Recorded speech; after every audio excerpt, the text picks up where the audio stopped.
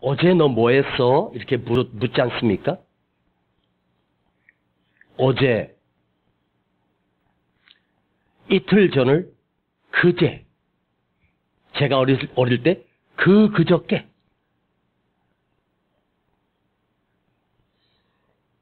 그리고 오늘, 지금 순수한 우리 민족들이 사용하던 단어입니다.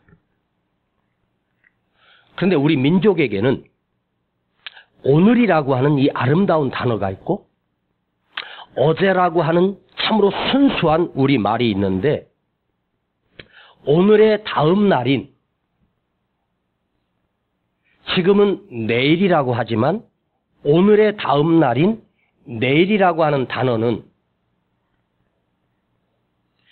제가 역사를 한번 쭉 찾아봤는데 내일이라고 하는 단어를 우리가 언제부터 사용했는가 그렇게 오래되지 않았습니다. 중국에서 가져온 한자에다가 올레자에다가 날일자를 더해서 내일이라고 하는 단어를 우리 민족이 가져와서 사용하기 시작했습니다. 5,000년 역사인 이 대한민국의 역사 속에 내일이라고 하는 단어를 우리가 가지게 된 것은 불과 약 500년 정도밖에 되지 않았다고 합니다.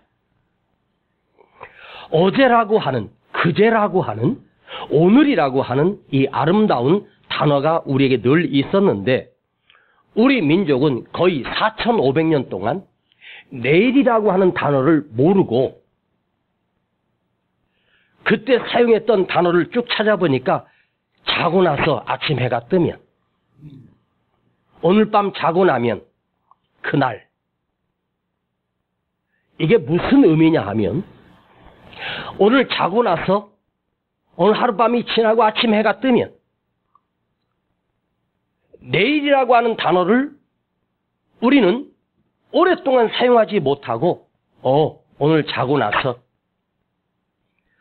그래서 우리 순수한 말에 내일이라고 하는 미래에 대한 단어를 사용하지 못하고 살다 보니 우리 민족 속에는 늘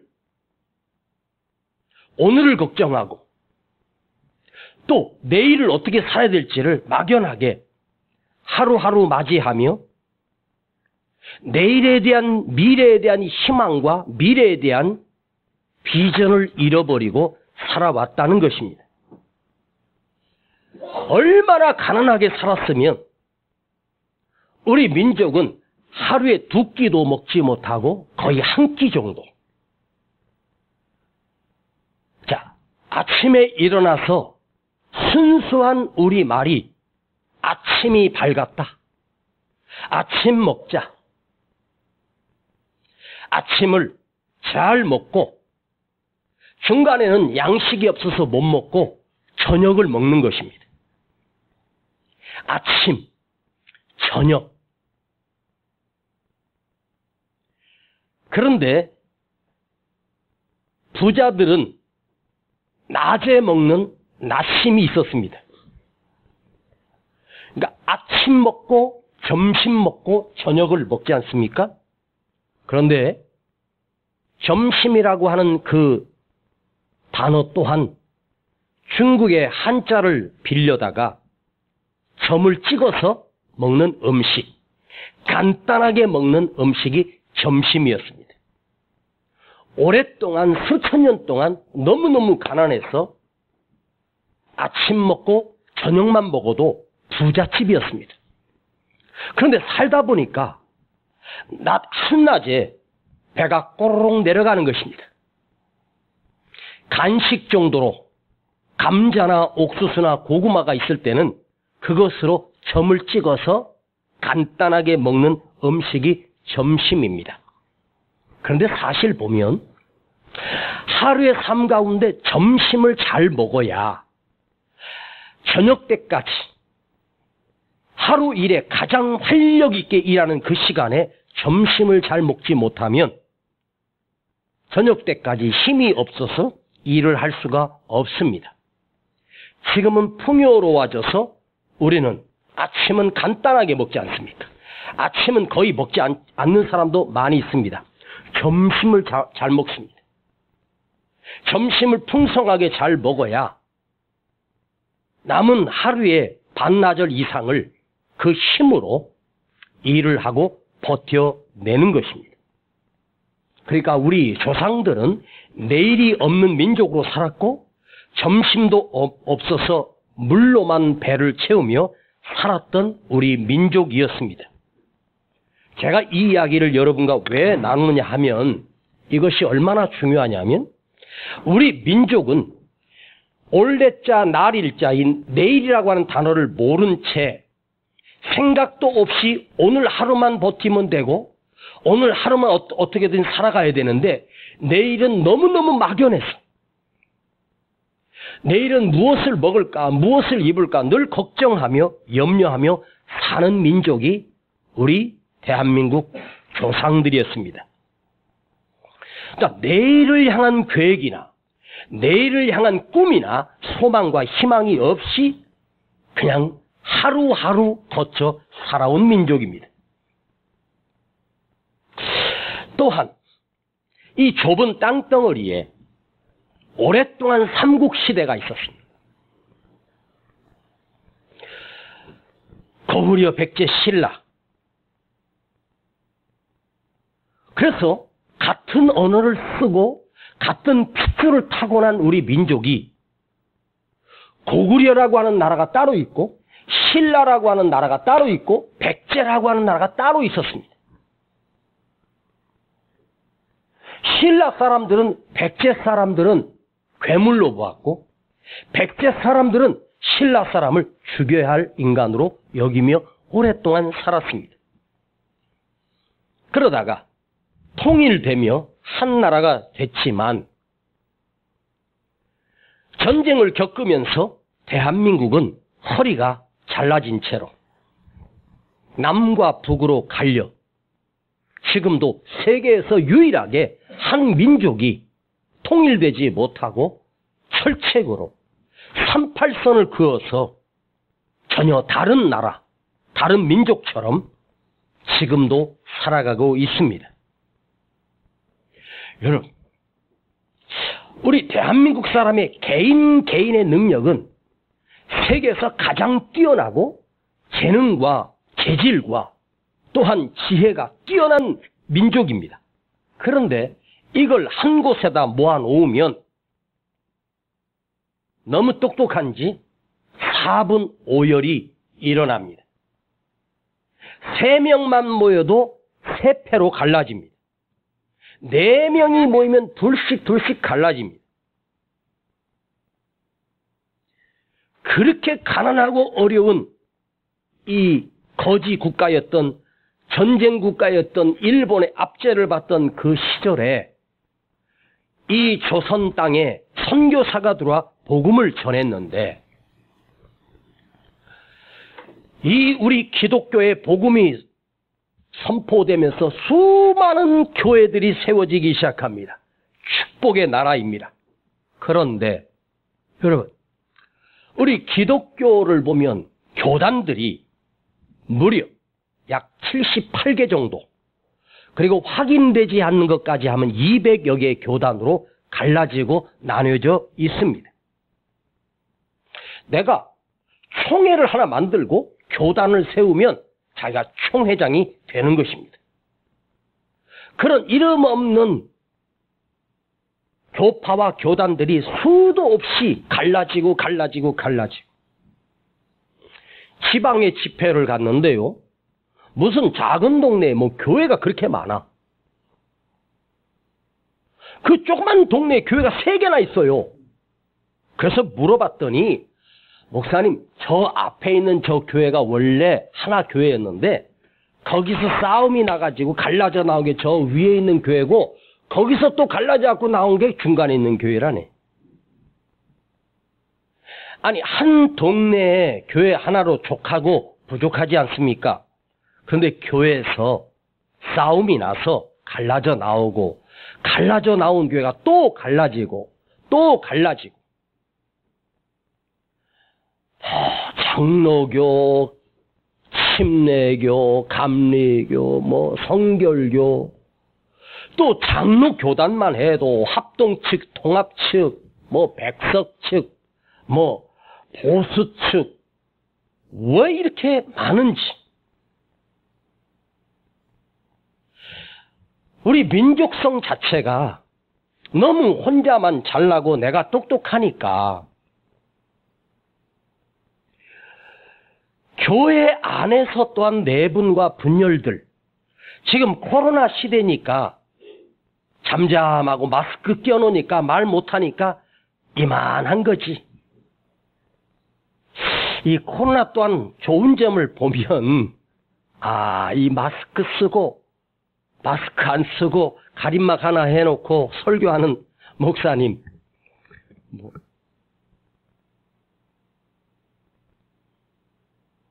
교회 안에서도 갈등. 에? 자, 이게 뭐예요? 내일을 생각하지 않는 자기 이득과 이익만 집착하기 때문이 아니겠습니까? 예전에는 교회에서 유명한 연예인들 초청해다가 특별 간증 집회를 하면 성도들이 참 좋아했습니다. 그 목사님이 강단에서 그 간증자가 간증을 하면 그 강단의 의자에 앉아가지고 성도들 이렇게 한번 보면 어떤 목사님이 그러시더라고요. 내가 설교할 때는 조는 사람이 많은데 간증할 때는 조는 사람이 없다네. 신기하대. 그렇게 설교만 하면 졸기 시작하는 그 집사님이 간증을 하니까 두 눈 동그랗게 뜨고 아멘 아멘 하면서 은혜 받더래. 자, 간증. 유명한 연예인들이 어떤 고난을 겪고 저렇게 대스타가 된 저분이 저렇게 어렵게 살았어? 저런 어려운 일들 당했어? 아프고 무너지고 사고로 뭐 그런 얘기를 쭉 듣는데 눈 동그랗게 뜨고 은혜를 받습니다. 자, 간증이 뭐예요? 내일에 대한 이야기가 아니라 내가 지나왔던 과거를 돌아보면 내가 이렇게 살아왔다. 그 중간에 하나님이 이런 은혜를 입혀주셨다는 내용이 아니겠습니까? 자, 간증을 듣고 은혜를 받았습니다. 그런데 은혜를 받고 돌아간 우리 성도는 집에 들어가자마자 어떡하지? 어쩌면 좋아? 어떻게 돼? 하면서도 근심하고 염려하고 두려워하며 또 내일을 어떻게 살 것인가 복잡하기 시작합니다. 자, 우리 민족성 자체가 어제도 있고 그제도 있고 그저께도 있어. 오늘도 있는데 내일이라고 하는 단어를 사용해 본 적이 없기 때문에 어제 하나님이, 그제 하나님이, 그때 주셨던 그 믿음이 오늘을 거쳐서 내일을 향하여 나아갈 때 그 믿음이 더 커지고 그 믿음이 굳어지고 담대해지고 평안해져야 되는데 어제는 참 좋았는데 그때는 참 좋았는데 그래서 우리 민족은 사람들 만나면 옛날 자기 자랑합니다. 내가 왕년에 말이야, 내가 옛날에 말이야 하면서 과거만 붙들고 있습니다. 자, 전능하신 하나님께서 어제 내 삶에 축복하시고 전능하신 하나님께서 어제 우리 가정 속에서 역사하셨던 그 하나님의 은혜가 오늘도 그 전능하신 하나님이 계심을 믿으면서 또한 내일에 대한 단어를 모르기 때문에 내일은 또다시 염려하고 또 걱정하며 살아갑니다. 신앙이 언제나 과거에 매여 그때 뜨거웠던 그 신앙과 믿음이 오늘에 와서 이제 내일을 향한 하나님의 계획을 믿으며 열매를 맺고 꽃을 피우고 점점 성장하고 커져가야 되는데 오히려 과거로만 회개하려고 합니다. 내가 옛날에 좋았던 믿음들, 그때 은혜 받았던 그 은혜들, 옛날에 참 목사님 참 은혜가 있었는데 그때가 좋았었대. 자, 여러분 묻겠습니다. 아무리 좋았다 한들 그때로 돌아갈 수 있습니까? 절대로 돌아갈 수가 없지 않습니까? 우리가 살아가는 이 순간이 지금 이 순간밖에 없지 않습니까? 지금 이 순간이 계속해서 붙여지면서 나의 인생이 되고 나의 역사가 되지 않겠습니까? 우리는 거꾸로만 올라가려고 합니다. 우리가 한번 생각해 봐도 우리 믿음이 지난날에 그 훌륭했던 그 믿음이 갈수록 점점 성장하고 더 깊어지고 더 깊어지는 신앙이 돼야 되는데 어때요? 갈수록 어때요? 여러분 스스로 한번 자기 자신을 한번 돌아보고 내 믿음이 갈수록 어떠하십니까? 더 깊어지고 선명해지십니까? 다 예배 다 졸업해버리고 은퇴해버리고 겨우 썬데이 크리스찬으로 주일 예배 딱 한 번 드리는 것으로 내가 지금 믿음을 유지한다고 생각하고 착각합니까? 자, 믿음이란 평정심을 유지한다는 말을 제가 했습니다. 아무리 고난과 위기와 환난이 닥쳐도 내 마음은 고요한 것입니다. 그 평안을 유지하는 것이 진짜 믿음이라는 거예요. 내가 어떤 위기 때문에 내 평정심을 잃어버리고 흔들리고 고민하고 고통하고 그것 때문에 괴로워한다면 믿음을 잃어버린 것은 무엇이냐? 주님을 잃어버린 것입니다. 그 안에 주님이 계시지 않다는 뜻입니다. 여러분, 이 코로나 시대 속에서 믿음을 지켜간다는 것이 얼마나 힘들고 어렵습니까? 나는 우리 교회가 우리 성도들이 갈수록 믿음이 깊어지고 갈수록 믿음이 뜨거워지고 더 깊은 은혜를 경험하는 그런 은총이 있었으면 좋겠습니다. 제가 오늘 이 본문만 가지고 벌써 두 번째, 세 번째 묵상하고 있습니다. 모세 어머니 요게벳은 모세를 석 달 동안 우리 단어로 100일 잔치입니다. 다음 주가 되면 제 손자가 100일이 되는 날입니다. 벌써 100일이 됐습니다. 100일 때 시아버지가 100일 때 할아버지가 반지 반돈 해주는 게 맞습니까? 그 금 시세를 알아보니까 한 돈에 한 30만 원 가더라고요. 아이고.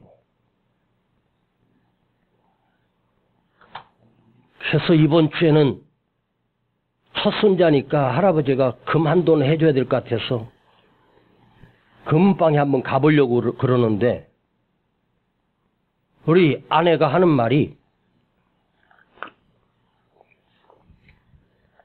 그러지 말고 현찰로 줘 그러더라고요. 줄 현찰이 있어야지.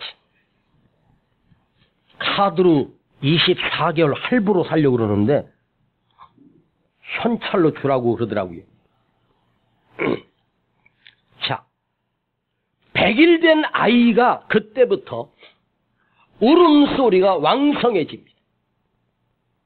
이제 스스로 자기가 자리를 두르고 막 떼를 쓰고 이제 소리가 커지니 그 엄마가 그 아가를 더 이상 길러낼 수가 없습니다. 석 달 만에 바구니를 하나 엮어서 역청을 바르고 나무 진액을 발라서 나일강에 띄워 보냅니다. 그 나일강에 내려놓습니다. 만일 그 엄마 요게벳이 그 아기를 버릴 수 없어서 끝까지 키우겠다고 고집부렸다면 바로의 군대에 의하여 모세는 더 이상 살아날 길이 없습니다. 그 부모는, 그 엄마는 그 다음을 믿고 내 아기를 하나님이 주셨다면 하나님께서 내 아이를 책임질 것을 믿고 그 나일강에 믿음으로 내려놓았습니다. 여러분, 영원하신 하나님을 믿는다는 그 믿음은, 영원하신 하나님은 하나님만 영원하신 것이 아니라 영원하신 하나님을 내가 믿는다면 내 삶 또한 하나님이 영원히 지켜주시고 영원히 인도해 주시고 영원히 함께해 주신다고 말씀드렸습니다. 내 품 안에 안았던 그 생명, 내 생명보다 귀한 그 아들을 나일강에 버릴 때 그 부모의 가슴은 찢어졌을 것입니다. 그러나 한 가지 믿음이 있었습니다. 하나님이 이 아이를 책임져 줄 것이다. 영원하신 하나님께서 이 아기를 내게 생명을 주실 때 말씀하셨듯이 이 아기를 책임져 줄 것이다. 여러분의 자녀를 책임져 줄 것이다. 죽으라고 나일강에 뛰어보낸 것이 아닙니다. 사실 나일강에 뛰어보내서 어떻게 살아날 수 있겠습니까? 그런데 우리는 알지 않습니까?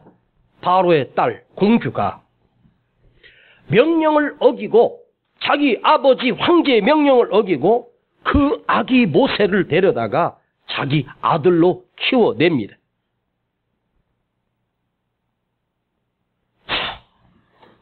이해할 수 없는 일입니다.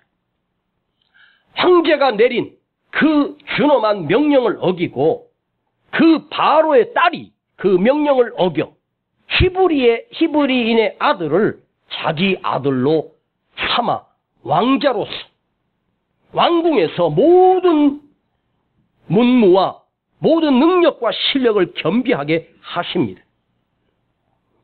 일어날 수 없는 불가능한 일들이 어떻게 가능했을까? 이 말씀을 묵상해 가면서 출애굽기의 2장을 한번 자세하게 한번 읽어보았습니다. 그걸 한번 읽어보는데 제가요 숨이 막힐 만큼 은혜가 되는 거예요. 그런데 그 모세가 그 나일강에서 구원받아서 바로의 공주 아들로 키우게 되는 그 과정을 보니까 하나님께서 나의 삶 또한 모세처럼 한치의 오차도 없이 치밀하고 완벽하게 하나님이 섭리하시고 계획하시고 계시다는 것을 내가 느끼기 시작했습니다. 자, 여러분, 부모가 아이를 나일강에 내려놓는 순간 왕궁에 거하는 바로의 딸이 갑자기 왕궁에서 목욕하면 될 걸 시녀들에게 얘들아, 나 오늘 나일강에서 씻고 싶다.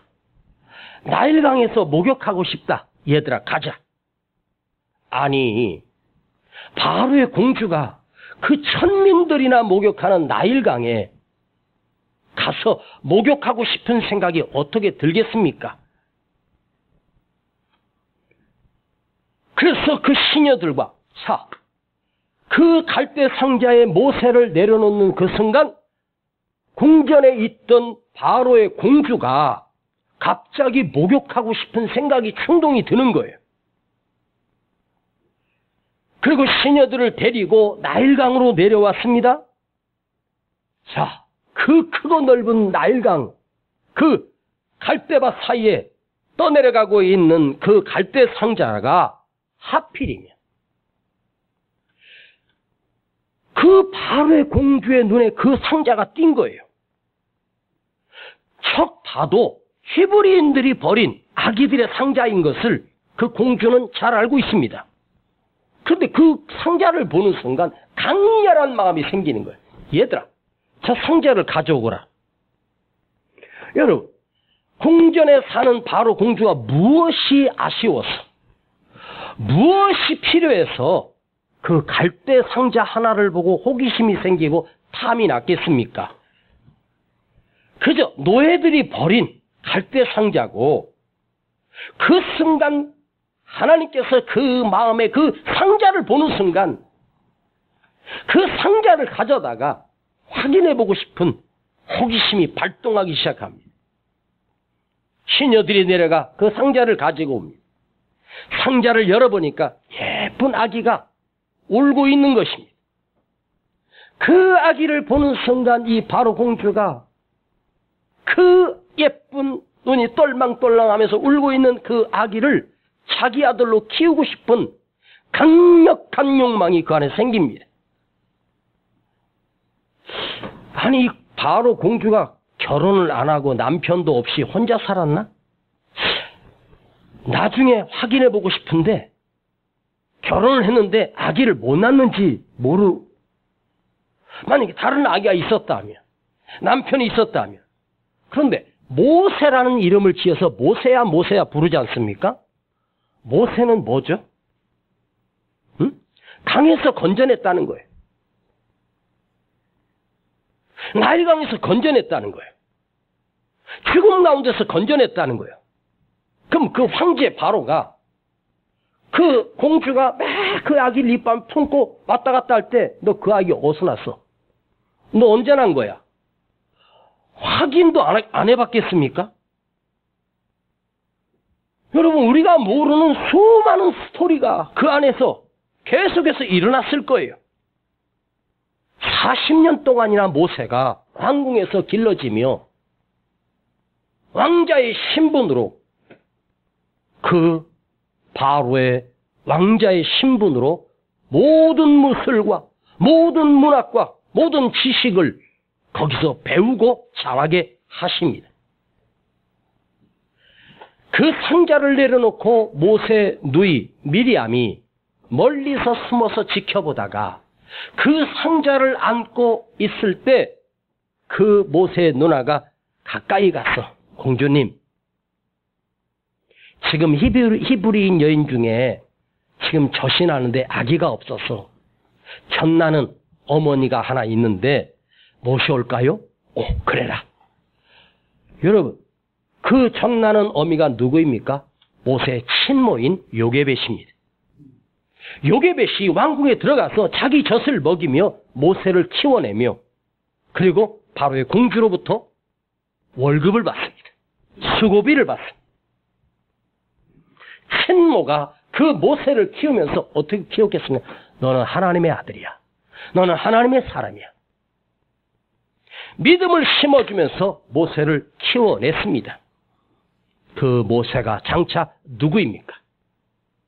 바로의 권력에서 히브리 백성을 건져낸 하나님의 지도자가 바로 모세였습니다.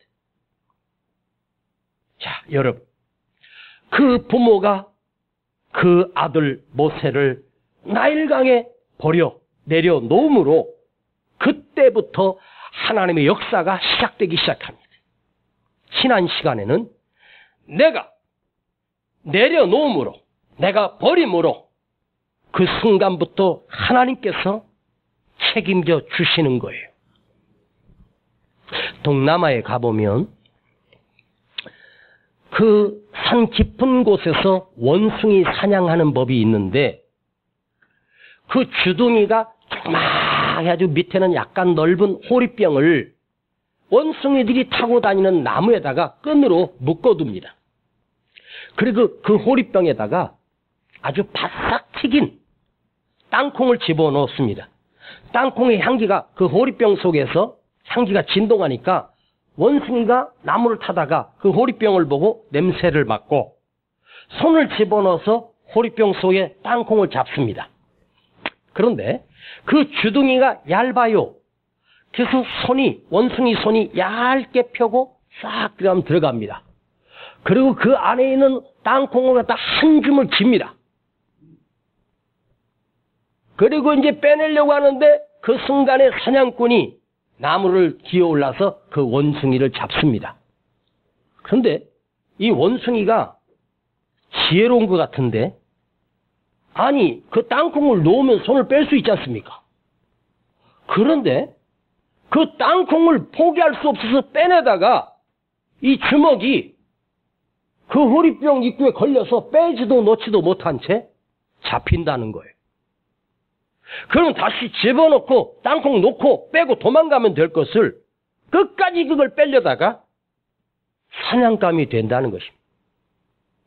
이렇게 어리석을까? 여러분, 원숭이가 어리석은 것처럼 보이지만 인간은 더 어리석습니다. 우리가 뭔가 움켜쥐고 뭔가를 잡고 내가 곧 죽는데도 뻔히 알면서 망하는 거 알면서도 그걸 못 놓습니다. 신기하지 않습니까? 절대 못 놓습니다. 그리고 잡혀 비참한 신세가 됩니다. 하나님의 역사는 내가 이 땅에서 뭔가 갖고 싶은 거 원하는 것을 내려놓을 때, 자, 여러분에게 한번 물어보겠습니다. 여러분이 세상을 떠나면 여러분이 가졌던 건 누구 것이 될 것 같습니까? 내 것이 계속 될 수 있을까요? 절대로 내 것이 될 수가 없습니다. 그럼에도 인간은 더 넓은 땅 갖고 싶고 더 넓은 집 갖고 싶고 더 많은 재물을 갖고 싶고 끝까지 욕심부립니다. 그냥 내려놓으면 아무것도 아닌 걸 끝까지 욕심부리다가 죽습니다. 여러분, 인간에게 찾아온 죽음이 무엇으로 인해서입니까? 욕심으로 인하여 죄를 짓고 그 죄가 결국 나를 죽이는 사망에 이르게 합니다. 여러분, 내려놓으면 하나님께서 그때부터 다가와 역사하기 시작한다고 말씀드렸습니다. 자, 바로 공주와 그 어린 아기 모세가 만나는 모든 과정을 보면 수십 가지, 수백 가지의 역사와 사연과 이야기들이 나옵니다. 그 넓은 나일강에서 모세와 바로의 공주가 만날 수 있는 가능성은 로또 당첨 100번을 연속으로 당첨하는 것만큼이나 어려운 확률입니다. 만약에 발견했어도 바로의 공주가 히브리인의 아들이니까 버려 할 수 있어요. 그런데 그 바로의 공주의 생각으로 바로의 공주의 호기심으로 모세를 데려다가 자기 아들로 삼았겠습니까? 아닙니다.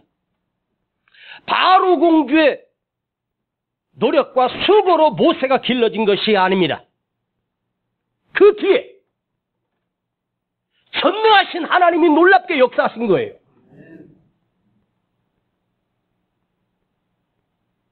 사람을 통해서, 상황을 통해서, 환경을 통해서 놀라우신 우리 하나님께서 모세의 삶의 뿐이 아니라 우리 인생의 전적인 삶에도 전능하신 하나님이 역사하시고 계획하시고 섭리하시고 만들어가 힘이 있다는 사실을 여러분 믿으십시오.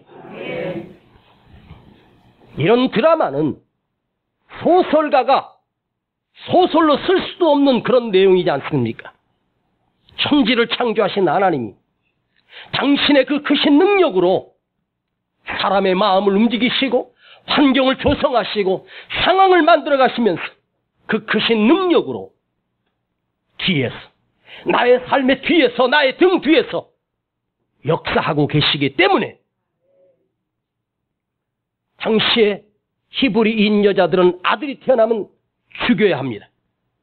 그런데 하나님은 가장 안전한 바로의 궁전에서 모세를 길러내십니다. 거기서 지도자의 훈련을 하나님이 시키셨습니다. 이건 사람이 꾸밀 수 있는 내용이 아닙니다. 이건 소설이 아닙니다. 실제 역사입니다. 자, 바로 공주가 모세를 건져내어 살린 것이 아닙니다. 공주는요, 하나님의 도구로 쓰임받았을 뿐입니다. 왜 모세의 삶에 이토록 하나님이 신비로운 은총을, 놀라운 하나님의 계획을 그 삶에 하나님 펼쳐가셨습니까? 모세만을 위한, 모세 개인을 위하여가 아닙니다. 하나님의 놀라운 계획이 모세의 삶 속에 있기 때문입니다. 왜 하나님은 바로 왕이 히브리인들의 아들이 태어나면 죽는 이 말살 정책을 시행할 때 모세가 왜 태어났겠습니까? 왜 예수님은 태어나자마자 헤로드 왕이 명령을 내려서 남자 아기들 다 죽이라고 명령을 했겠습니까? 그때 주님이 이 땅에 오셨습니다. 왜 주님이 베들레헴 마구간에서 거기서 태어나야 하셨겠습니까? 거기서 태어나셔야만 그 어린 아기 예수님이 죽지 않고 살 수 있기 때문입니다. 고향도 아닌 타국에 가서 또한 하나님의 예언하심을 이루시기 위해서 베들레헴 마구간에서 태어나십니다. 여러분, 성경의 모든 믿음의 사람들의 삶을 한번 보십시다. 하나님이 한순간 한순간마다 조금도 차이가 나지 않고 정확하게, 완벽하게, 완전하게 하나님이 이끄시고 인도해 가십니다. 그런데 오늘 여러분, 제가 이제 설교를 마치려고 하는데요. 저를 한번 보십시오. 왜 모세의 삶에만, 야곱의 삶에만, 다윗의 삶에만, 다니엘의 삶에만 하나님이 역사하시고 나는? 여러분이 지금 이 자리에 이 힘들고 어려운 시대를 살아가고 계시다면 여러분 삶에는 하나님이 간섭하지 않고 버려두고 하나님께서 역사하지 않으십니까? 하나님이 나는 버리셨다고 생각하십니까? 절대 아닙니다. 결코 아닙니다. 여러분의 삶에 또한 하나님의 전능하신 손길이 내 삶의 크신 은총과 하나님의 놀라운 섭리와 계획으로 내 삶도 인도하고 계심을 믿으십시오.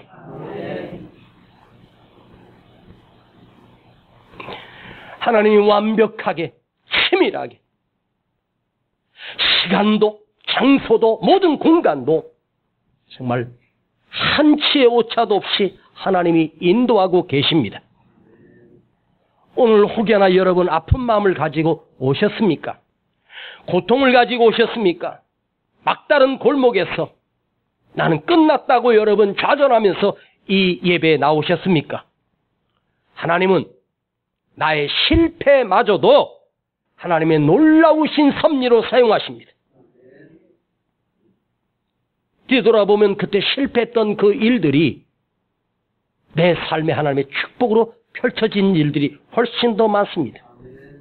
막혔다면, 내가 막다른 길에 들어섰다면 하나님께서 새로운 길을 여시기 위한 또 하나의 과정이 됩니다. 고난은 주님이 나를 통해 주신 고난은 그 고난을 통해서 주님의 말씀으로 나를 훈련시키고 가르치고 계십니다. 세상에 인류대학은 못 나왔어도 여러분, 고난의 대학, 말씀의 대학, 환난의 대학, 시련의 대학,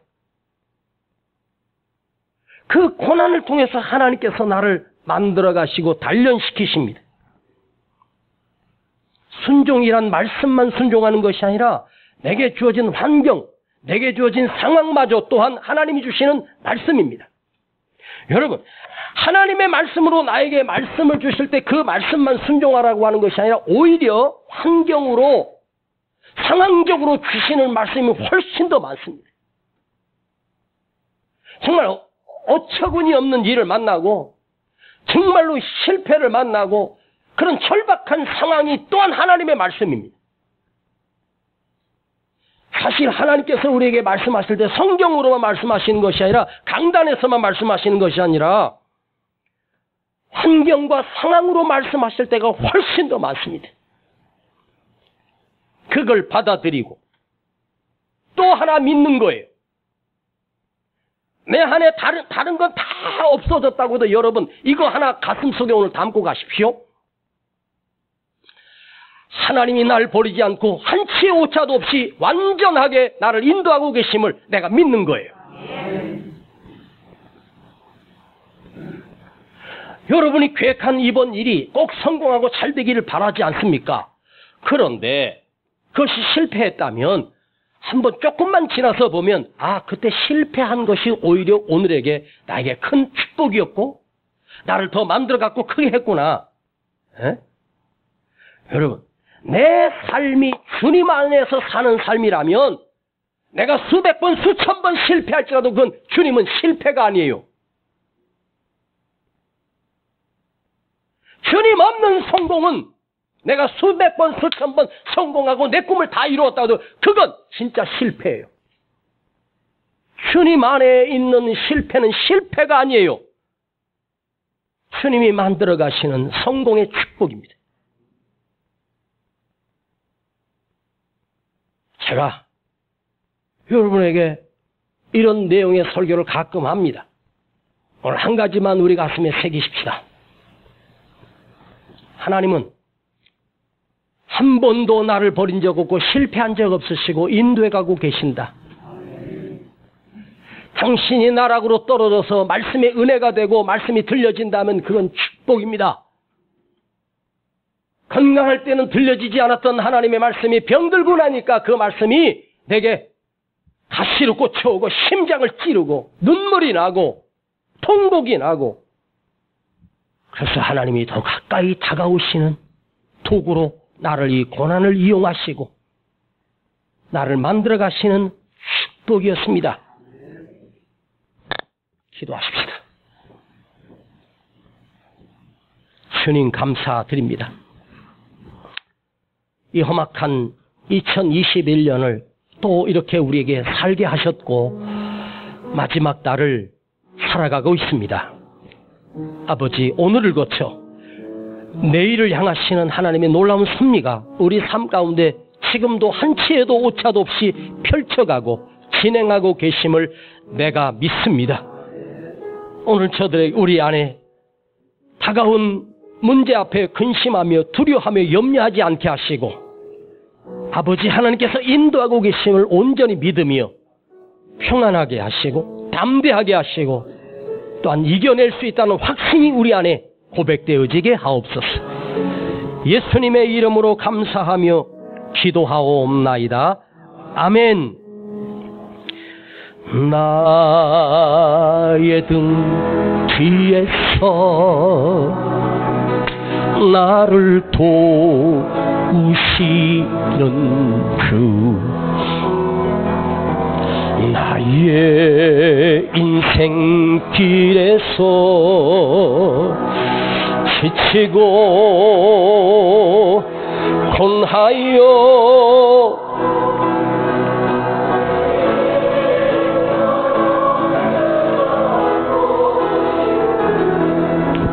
나를 밀어주시네. 일어나 일어나 걸어라. 내가 새 힘을 주리니. 이 시간 하나님 앞에 진정으로 감사하며 예물 드립니다. 너 걸어라. 내 너를 도우리. 나의 등 뒤에서 나의 등 뒤에서 나를 도우시는 주, 평안히 길을 갈 때 보이지 않아도 지치고 넘어질 때면 다가와서 내미시네. 일어나 걸어라. 일어나 걸어라. 내가 새 힘을 주리니. 일어나 너 걸어라. 내 너를 도우리. 내가 너를 얼마나 사랑하는지 너는 아느냐. 내가 너를 얼마나 좋아하는지, 내가 너를 얼마나 좋아하는지 너는 아느냐. 내가 너를 얼마나 기다렸는지 너는 아느냐, 너는 아느냐, 너는 아느냐. 내가 너를 얼마나 사랑하는지 너는 아느냐. 내가 너를 얼마나 좋아하는지 너는 아느냐. 내가 너를 얼마나 기다렸는지 너는 아느냐, 너는 아느냐, 너는 아느냐. 우리 다 같이 일어나십니다. 내가 너를 살리려 나의 생명을 주었고 내가 너의 수치를 씻으려 나의 생명을 준 것을 너는 아느냐. 나의 은혜를 얼마나 알며 내 사랑의 노래를 너는 아느냐. 시간 주님 앞에 내가 내려놓고 주님이 책임져 주시고 또 주님이 인도하고 계시며 끝난 것 같지만 결코 끝난 것이 아닙니다. 하나님 놀라우신 크신 능력으로 내 뒤에서 나를 도우시고 계시고 세상 사람들의 눈에 보여지도록 편신하게 역사하시는 하나님을 믿으십시오. 주여, 내가 두려워하고 근심함이 염려했던 것 용서하시고 크신 팔로 나를 인도하심을 내가 온전히 믿습니다. 오늘 그 주님의 손을 내가 보게 하시고 믿고 의지합니다. 우리 시간 함께 기도합니다. 아버지 하나님 감사합니다.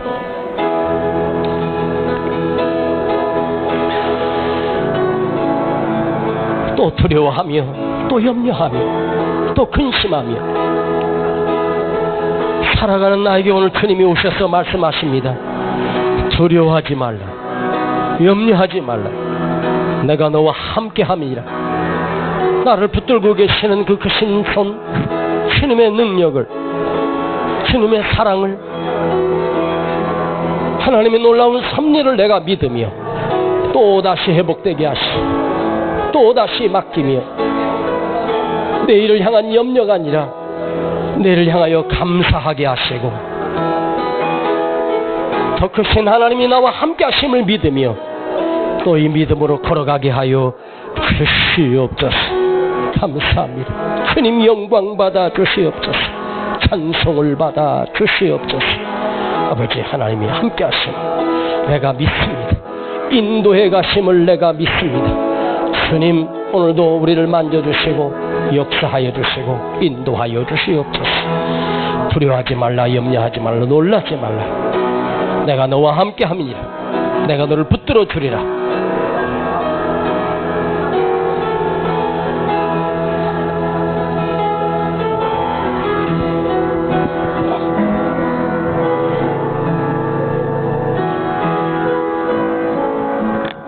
아버지 하나님 감사드립니다. 한 해를 힘들었고 아프고 어려웠지만 또 살게 하시고 생명 주시고 시간 주시고 건강 주심을 감사드립니다. 오늘 아버지 앞에 예물 드립니다. 이 드려진 예물을 기억하시고 우리 가정에 여호와 전능하신 아버지 하나님께서 저 가정에 복을 내려주시고 은총을 내려주시며 힘들고 어려운 그 사업장마다 기업마다 또 가정과 또 일터 위에 주님이 축복하시고 역사하여 주시옵소서.